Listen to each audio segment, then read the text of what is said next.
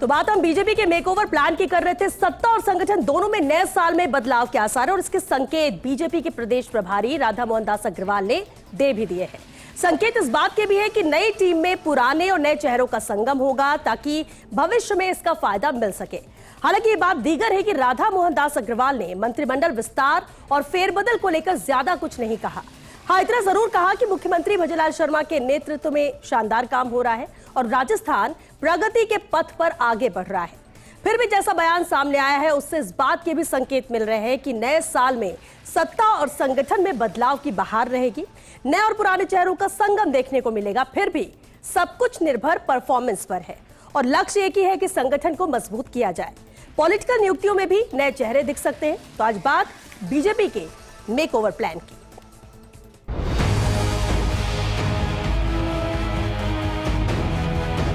पुराने पेड़ सूखे पेड़ गिरेंगे, नए पत्ते उभरेंगे।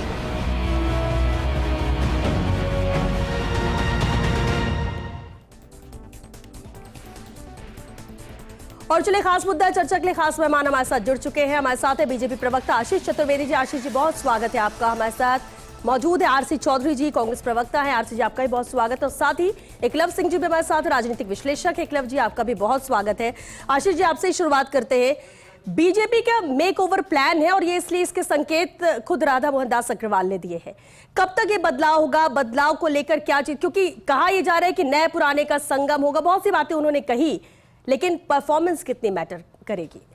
श्वेता जी, डॉक्टर राधा मोहन दास अग्रवाल जी प्रदेश के भारतीय जनता पार्टी के प्रभारी हैं और उनका एक अपना लंबा अनुभव है, राष्ट्रीय महामंत्री भी हैं। और जब उनसे एक प्रश्न पूछा गया संगठन में बदलाव को लेकर के, तो मैं आपकी चैनल के माध्यम से बताना चाहता हूं कि भारतीय जनता पार्टी में अभी संगठन पर्व चल रहा है। हमारे संगठन के चुनाव चल रहे हैं और भारतीय जनता पार्टी वो एक पार्टी है श्वेता जी जिसका अपना एक कल्चर है, अपना एक स्ट्रक्चर है।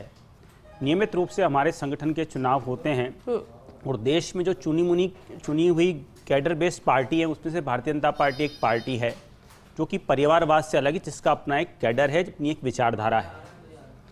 जहाँ तक संगठन के चुनाव की बात है, ये प्रक्रिया श्वेता जी अभी चल रही है। हमारे मंडल अध्यक्षों के चुनाव संपन्न हो रहे हैं अभी और कुछ दिनों बाद जिलाध्यक्षों के चुनाव होंगे, फिर प्रदेश अध्यक्ष के चुनाव होंगे, फिर राष्ट्रीय अध्यक्ष का चुनाव होगा। ये हमारे भारतीय जनता पार्टी के संगठन चुनाव का कैलेंडर है। तो जब उनसे पूछा गया तो निश्चित रूप से जो नई टीम बनेगी उसमें अनुभव भी होगा, उसमें नए चेहरे भी होंगे और संतुलन भी होगा, ये उन्होंने कहा है।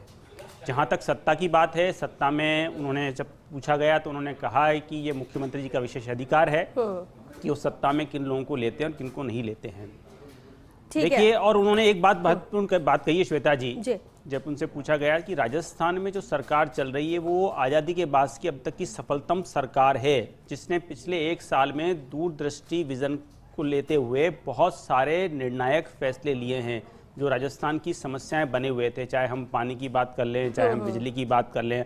और जो पिछला 5 साल का कांग्रेस का कार्यकाल रहा जिसके अंदर जनता बहुत ही प्रताड़ित थी, राजस्थान में अपराधों के कारण महिला सुरक्षा के नाम पर वो एक कलंक थी, जिस तरह से साइबर क्राइम हो रहे थे, जिस तरह से पेपर लीक हो रहे थे, और जो हमने पिछले 1 साल में इन पर नियंत्रण पाया है, उसको लेकर के उन्होंने भजनलाल जी की सरकार को राजस्थान की सफलतम सरकार बताया है। ठीक है, ये वो मानते हैं और इसलिए उन्होंने ये बात कही। सत्ता को लेकर तो ज्यादा नहीं, लेकिन संगठन को लेकर जरूर उन्होंने संकेत दिए बदलाव को लेकर।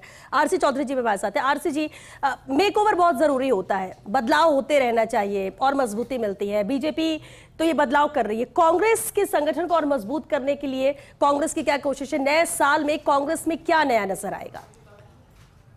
श्वेता जी, सबसे पहले तो मैं राजस्थान के तमाम उन दर्शकों को और राजस्थान वासियों के आपके चैनल के माध्यम से नव वर्ष की बहुत बहुत शुभकामनाएं देता हूं। ये प्रदेश वासियों के लिए और देश का अग्रणी राज्य बनने के लिए हम सब इस राज्य के प्रति संकल्पित हैं। आपने कहा कि पुराने पत्ते गिरा दो, नए पत्तों को ला दो, जो राधा मोहन जी की बात का जो जिक्र किया, मैं तो इतना ही कहना चाहूंगा, जिन्होंने अपनी उम्र बिता दी पार्टी और संगठन को खड़ा करने में, जिन्होंने अपनी उम्र बिता दी पार्टी और संगठन को खड़ा करने में, आज पर्ची वाले नेता उन्हें मार्गदर्शक मंडल में भेजने की बात कर रहे हैं। हमारी संस्कृति और संस्कार ऐसे रहें कि हम अनुभव, तजुर्बा और तरुणाई को साथ लेके चले हैं। हमारी विरासत रही है, हमारी ये संस्कृति रही है कि हमारे वरिष्ठ जनों के मार्गदर्शन में, चाहे वो कितने ही उम्र दराज हो जाएं, लेकिन उनका चिंतन, उनका संकल्प हमें सदैव प्रेरित करता है। इसलिए हम गिराना नहीं चाहते। हम कांग्रेस पार्टी सामंजस्य को लेकर चलती है। उदयपुर का हमारा संकल्प शिविर हुआ था, उसमें उन्होंने कहा, और पार्टी के तमाम नेताओं ने, किसी एक व्यक्ति ने नहीं कहा, तमाम नेताओं ने संवाद करके एक निर्णय लिया कि संगठन के अंदर आधी हिस्सेदारी 50 की उम्र से कम की हो और आधी हिस्सेदारी 50 साल से अधिक की हो। अगर जब तक ये संतुलन नहीं होगा, जब तक सामंजस्य नहीं होगा, और आप कहेंगे कि जिन्होंने बनाया उन्हें विसार दो और नयों को नकार दो, मुझे लगता है ये ठीक नहीं होगा। बेहतर ये होता है कि नए पुराने का संगम होगा, नए पुराने का संगम होगा, यानी दोनों ही तरह के लोगों के अनुभव, युवा चेहरे, नए चेहरे, सब मिलकर काम करने के लिए, और इस परिवर्तन की बात वो कह रहे हैं। उन्होंने इस बात को नहीं कहा, उन्होंने कहा पत्ते गिरेंगे तब नए पत्ते आएंगे। हम कहते हैं कि पत्ते भी रहेंगे और नव सर्जन भी होगा। हम ये कहते हैं कि हमारे जो वरिष्ठ हैं, जिन्होंने हमारे पार्टी को, संगठन को, विचार को जिन्होंने सशक्त किया है, उनका मार्गदर्शन भी हमें सदैव सतत रहेगा, उनका आशीर्वाद भी हमारे साथ में रहेगा, और उनके सानिध्य में, उनके मार्गदर्शन में हमारी जो ऊर्जा है, जो इस विचार का वाक है, वो तेज गति से उनके साथ कंधे से कंधा मिला के चलेगी। चलिए, ठीक है, अच्छी बात है। एकलव जी, अब आरसीजी ने तो अपनी बात रखी कि कांग्रेस को लेकर भी कि किस तरह, और बीजेपी को लेकर भी संकेत यहां पर दिए राधा मोहन दास अग्रवाल ने। लेकिन सवाल एक ये भी कि सत्ता संगठन में, अब नया साल है, बहुत सारी नई चीजें होती है, लेकिन सत्ता संगठन का तालमेल भी रहे, मजबूती के साथ काम करने के लिए दोनों ही चीजें जरूरी है। चाहे हम युवाओं की बात कर लें या हम अनुभव की बात कर लें। ऐसे में क्या लगता है आपको कि जिस मेकओवर की बात की जा रही है, उससे कितना बदलाव देखने को मिल सकता है बीजेपी के संगठन में, या कितनी मजबूती आ सकती है, और राधा मोहन दास अग्रवाल के इस बयान को किस तरह से लिया जाए? देखिए श्वेता जी, मैं समझता हूं कि इस बयान को समझने के लिए सबसे महत्वपूर्ण तो है कि हम भाजपा के संगठन की जो पिछले 1 वर्ष की यात्रा है उसको भी समझें। देखिए, पिछले 1 वर्ष में क्या हुआ कि जो 2023 के विधानसभा चुनाव थे, ये सही है कि भाजपा उसको जीतने में कामयाब रही, परंतु उसी के कुछ समय बाद जो 2024 के जो लोकसभा चुनाव हुए, इस बात में कोई डिनायल नहीं है कि वहाँ उनकी 11 सीटें कम भी हो गई। अब उसके बाद देखिए, और इसका कॉन्टेक्स्ट ये भी समझना ज़रूरी है कि 2014 और 2019 में दोनों में ही भाजपा की 25 में से 25 सीट आई थी राजस्थान में। अब देखिए, उसके बाद, और मैं समझता हूं कि शायद इसी कारण से जो इनके पूर्व प्रदेश अध्यक्ष हैं सीपी जोशी, उनका इस्तीफा भी हुआ, और उसके बाद देखेंगे तो जब से मदन राठौड़ जी ने जो कमान संभाली है, तब से एक ये बात तो स्पष्ट दिखाई देती है कि पहले जो एक भाजपा पे आरोप लगा करते थे कि वसुंधरा राजे गुट, राजेंद्र राठौड़ गुट, सतीश पूनिया गुट, अब एक तरह से एक पार्टी में समन्वय बैठता दिखाई दिया है, और उसका परिणाम भी दिखाई दिया है। अभी जो हाल ही में जो उपचुनाव हुए विधानसभा के, उसमें जहां भाजपा 1 सीट पे स्टैंड करती थी, उसमें वो 7 में से 5 सीट जीत के आई। अब लेकिन मैं फिर भी, जो आपने कहा ना कि जो युवा हो, अनुभव हो, और युवा का जो मिश्रण होता है, या फिर जो संगठन और सरकार का जो एक तरह से मिश्रण हो के साथ में चलना चाहिए, उसमें एक चीज़ बड़ी ज़रूरी होती है कि किसी भी लीडर को अपना विजन धरातल पे उतारने के लिए बहुत ज़रूरी है कि एक कोर टीम की आवश्यकता होती है। और वो मैं समझता हूँ कि चाहे वो मदन राठौड़ जी हों, चाहे भारतीय जनता पार्टी का जो युवा मोर्चा है, उसके जो अंकित चेची जी हैं, वो भी करीब साल भर से लगे हुए हैं, परंतु दोनों में ही अभी मैं समझता हूं कि अपनी एक कोर टीम बनाने में वो असफल रहे हैं। लेकिन एक बात और देखना, बदलाव तो हर सरकार में होता रहा है, संगठन को भी मजबूत करने, जब सत्ता संगठन दोनों की बात होती है, जो भी सत्ता में रहता है, बदलाव हमेशा किया जाता है, और बीजेपी में ये देखने को भी मिलता रहा है। लेकिन क्या जिन बदलाव का जिक्र कर रहे हैं अपने, अलग अलग गुट और ये सब, एक कहते हैं कि छाप लग जाती है, आपको क्या लगता है कि इस बार अलग होगा? इस बार में क्या परफॉर्मेंस का भी ध्यान रखा जाएगा? और कहते हैं कि नए चेहरे भी हो लेकिन अनुभव भी हो, अनुभव को तो दरकिनार नहीं किया जाएगा, क्योंकि बात तो दोनों को साथ लेकर चलने की जा रही है। नहीं, मैं समझता हूं कि बीजेपी जो है यहीं पे एक तरह से, अगर आप कंपटीशन वाइज देखें तो स्टैंड आउट करती है कि बीजेपी में परफॉर्मेंस के लिए रिवॉर्ड किया जाता है, और नॉन परफॉर्मेंस के लिए अब आप उसे कह सकते हैं कि दरकिनार कर देना, लेकिन अगर आप परफॉर्मेंस, जिसने परफॉर्मेंस दी है अगर उसको आगे बढ़ा रहे हो तो कोई और तो दरकिनार होगा ही। परंतु इसका मतलब ये कतई नहीं है कि जो अनुभवी नेता हैं उनको एक तरह से, मतलब जैसा कि आरसी जी ने भी बताया कि जो सीनियर्स होते हैं उनका मार्गदर्शन और जो अनुभव होता है उसकी एक अलग वैल्यू होती है और उसको साथ में लेके चलना चाहिए। और देखिए, कांग्रेस की भी एक बात कहूंगा कि अभी जो उपचुनाव हुए, मुझे पर्सनली ऐसा लगता है कि कांग्रेस ने जो परफॉर्म करा उससे थोड़ी बेटर परफॉर्म कर सकती थी अगर यदि यहाँ पे जैसे सचिन पायलट सिर्फ एक कॉन्स्टिट्यूएंसी में गए कैंपेन करने के लिए, अगर अशोक गहलोत जी और सचिन पायलट जी जैसा कि विधानसभा चुनाव में भी नहीं हुआ ठीक से, अगर अभी भी वो करते तो मैं समझता हूँ कांग्रेस की बेटर परफॉर्मेंस होती। ठीक है आशीष जी, ये बदलाव की बात जो की जा रही है, अब ठीक है सत्ता नहीं लेकिन संगठन को लेकर बात की जाती है, नए कार्यकर्ता आएंगे तो पुराने भी साथ हैं, लेकिन कहीं ना कहीं एक अंतर्द्वंद भी होता है कार्यकर्ताओं में या दूसरे पद को लेकर भी। अब ये नहीं कह सकते कि हमें किसी कार्यकर्ता जरूरत, कोई बिल्कुल दिल से लग जाता है पार्टी के लिए, लेकिन फल तो हर कोई चाहता है मिले। श्वेता जी, उन्होंने जो बात कही थी एक प्रश्न के जवाब में कही थी, और उन्होंने कहा था कि भाई जो नया संगठन बनेगा उसमें हम नए लोग भी रहेंगे, पुराने लोग भी रहेंगे और दोनों का सामंजस्य रहेगा। और मैं बात अभी एकलव्य जी से ही प्रारंभ करता हूँ। एकलव्य जी ने उपचुनाव का जिक्र किया। भारतीय जनता पार्टी में सत्ता और संगठन में बेहतर तालमेल है। हमारे यहाँ पे ऐसी कोई गुटबाजी नहीं जिसका जिक्र अभी कर रहे थे।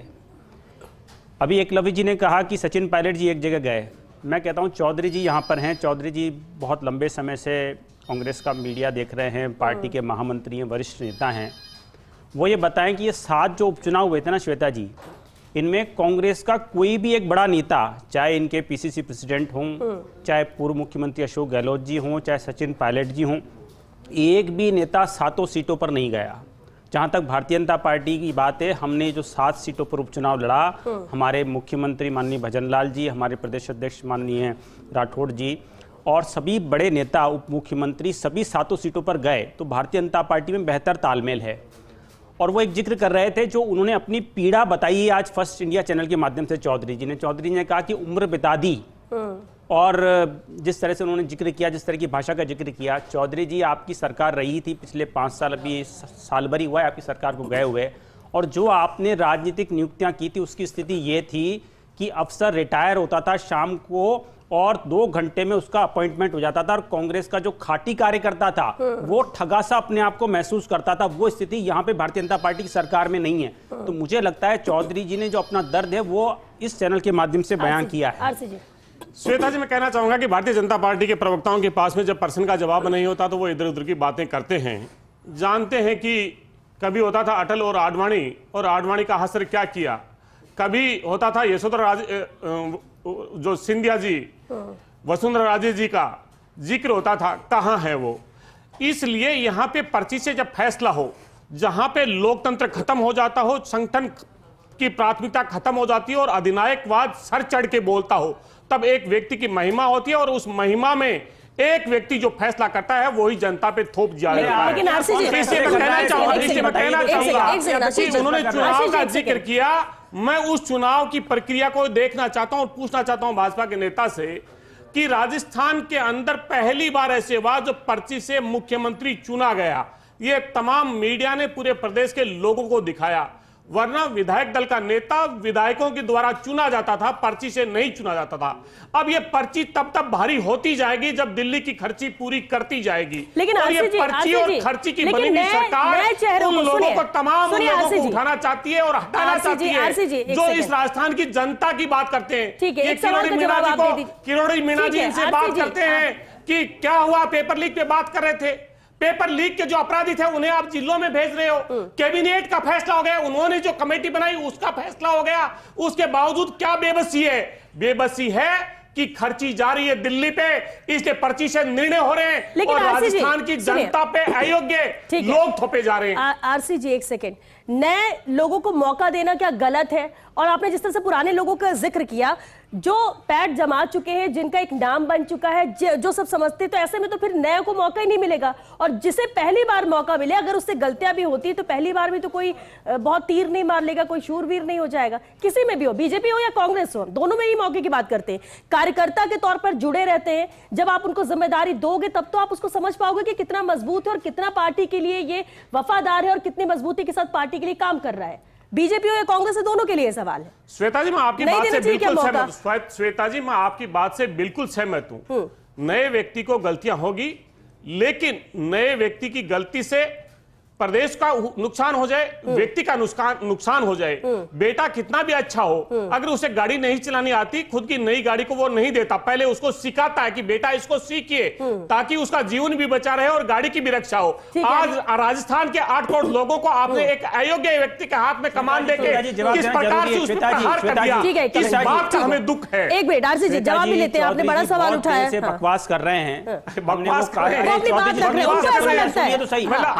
हैं, उम्मीद नहीं थी ये बकवास से जवाब दे दीजिए भाई साहब। आपका जो मुख्यमंत्री है, आपके पास में और थे, एक पहले अनाउंस करते ना उसके लिए, दूसरे को अनाउंस करते कि हम तीसरे को ले लेते, अनाउंस कर दो। अरे आपने विधायकों से बताइए ना, विधायक दल का नेता अनुभवी नेता पर्ची से राजस्थान के हम तो सिर्फ इस चीज से दिक्कत है, हमें भजला जी से दिक्कत है, चौधरी जी सुनिए, मैंने सुना है आपको, जनता के भविष्य से दिक्कत है, हमें 8 लाख युवाओं के भविष्य से दिक्कत है, जिनको कांग्रेस पेपर लीक पे भरोसा दिलाया था। आरसी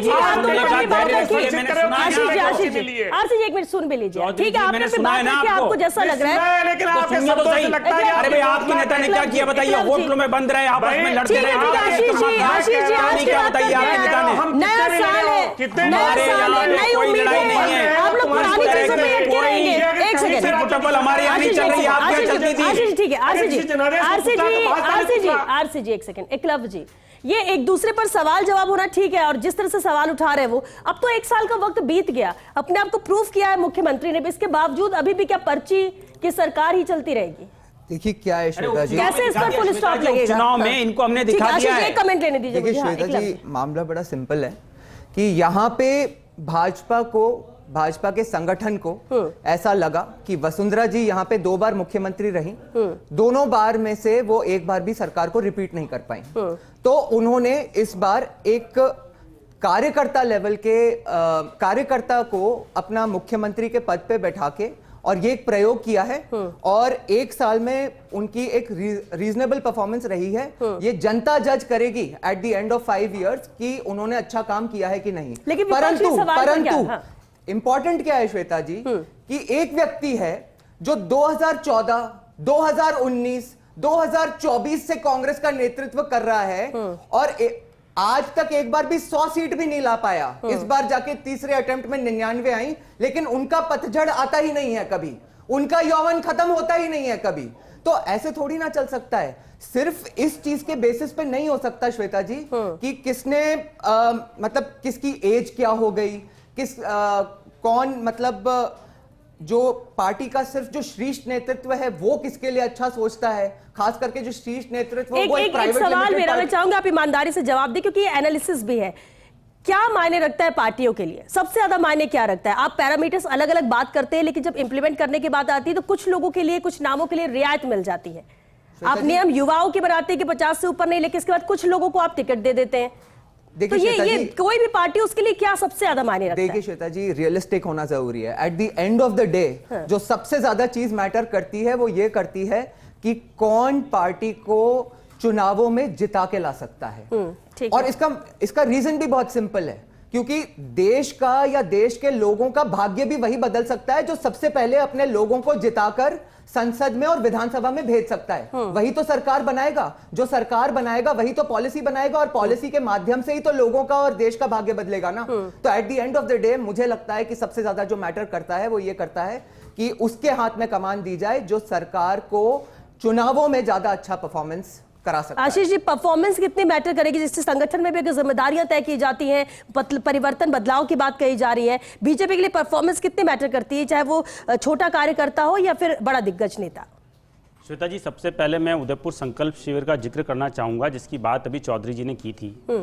उदयपुर संकल्प शिविर में इन्होंने तय किया था कि एक परिवार से एक ही व्यक्ति को टिकट देंगे। इनके एक परिवार से 3-3 लोग सांसद बने हुए हैं। इन्होंने कहा था कि एक व्यक्ति को एक पद देंगे। इनके जो राष्ट्रीय अध्यक्ष हैं वो राष्ट्रीय अध्यक्ष भी हैं और राज्यसभा में नेता भी हैं। जो इनके कर्नाटक के जो प्रदेश कांग्रेस कमेटी के अध्यक्ष हैं वो मुख्यमंत्री भी हैं और वहाँ के अध्यक्ष भी हैं। तो ये जो बातें हैं ना आप संकल्प शिविर की करते हो, ये अच्छा नहीं लगता है। जहाँ तक आपने परफॉर्मेंस की बात की श्वेता जी, भारतीय जनता पार्टी में एक मैकेनिज्म है कि कार्यकर्ता जो काम करता है उसको बहुत सारे लोग ऑब्जर्व करते हैं, देखते हैं। जो भजन लाल जी की बात है वो भी बहुत लंबे समय तक आप देखिए कि युवा मोर्चा के मंडल अध्यक्ष उनका कार्यकाल रहा, फिर युवा मोर्चा के जिला अध्यक्ष रहे, फिर जिले के अध्यक्ष रहे, फिर 4 बार प्रदेश के महामंत्री रहे और पूरे संभागों के वो प्रभारी रहे। प्रदेश का एक एक कार्यकर्ता उनको जानता है। तो हमने तो एक खाटी कार्यकर्ता को प्रदेश का नेतृत्व सौंप दिया। आपकी पार्टी में ये संभव नहीं है चौधरी जी। ठीक है, चलिए, क्योंकि वक्त खत्म हो चुका है। बहुत शुक्रिया। हमारी पार्टी में बिल्कुल संभव नहीं है। पर्ची से नेतृत्व तय नहीं होता, जनता के जनादेश से नेतृत्व तय होता। हमारी पार्टी में नहीं होता। हमारी पार्टी में कांग्रेस का जो कार्यकर्ता है बूथ से वो अपना नेतृत्व चुनता है, खड़गे साहब को। आपकी तरह नहीं होता। हमारे यहाँ पे ये नहीं होता। जब नेता को अगर पार्टी नकार दे तो वो फिर सीधे ही एनडीए के दल से प्रधानमंत्री बन जाए। हमारी पार्टी में ऐसा बिल्कुल नहीं होता। जिन्होंने पार्टी के लिए अपने जीवन को निछावर कर दिया, हम उनको बिल्कुल हंसते पे देखेंगे। चलिए ठीक है, दोनों ही पार्टियां हैं, दोनों ही बदलाव की बात करती हैं, दोनों ही मजबूती की बात करती हैं। अब देखना होगा असर कितना होता है और कितने मजबूत यहाँ पर संगठन को अपना कर पाते। वक्त खत्म हो चुका है। आरसी जी, बहुत शुक्रिया आप सभी का इस चर्चा में शामिल होने की। देखिए, बीजेपी का मेकओवर प्लान है और ये जरूरी भी होता है। बदलाव वक्त वक्त पर होना चाहिए और नए साल में नई उम्मीदें हर पार्टी को होती है। फिर चाहे हम विपक्ष में के तौर पर अगर कांग्रेस को देख लें या फिर सत्ता पक्ष में जिस तरह से बीजेपी की सरकार भी है और संगठन को मजबूत करने की कवायद भी यहां पर है। नए पुरानों के संगम की बात की जा रही है, लेकिन देखना होगा कि कितने % यहां पर मौका मिलता है नए चेहरे को, कितने अनुभव को साथ लेकर चला जाता है और किस तरह से बैलेंस बनाकर मजबूती के साथ सत्ता को भी आगे लेकर जाते हैं। हालांकि सत्ता के सवाल पर जरूर उन्होंने कुछ नहीं कहा राधा मोहन दास अग्रवाल ने कि वो तो मुख्यमंत्री का निर्णय रहेगा, लेकिन बदलाव होने की बात कही जा रही है, विस्तार की बात की जा रही है। मंत्रिमंडल में किसे जगह मिलती है नहीं, ये तो आने वाला वक्त ही बताएगा। लेकिन इतना जरूर है कि आने वाला साल हर पार्टी के लिए, क्योंकि आज पहला दिन है, बहुत ज्यादा खास है, बहुत ज्यादा महत्वपूर्ण है और देखना होगा कि कैसे अपने अपने संगठन को मजबूत करने की कवायद की जाती है और कितनी सफलता मिलती है। चलिए इसी के साथ बिग फाइट लाइव में आज के लिए बस इतना ही। नमस्कार।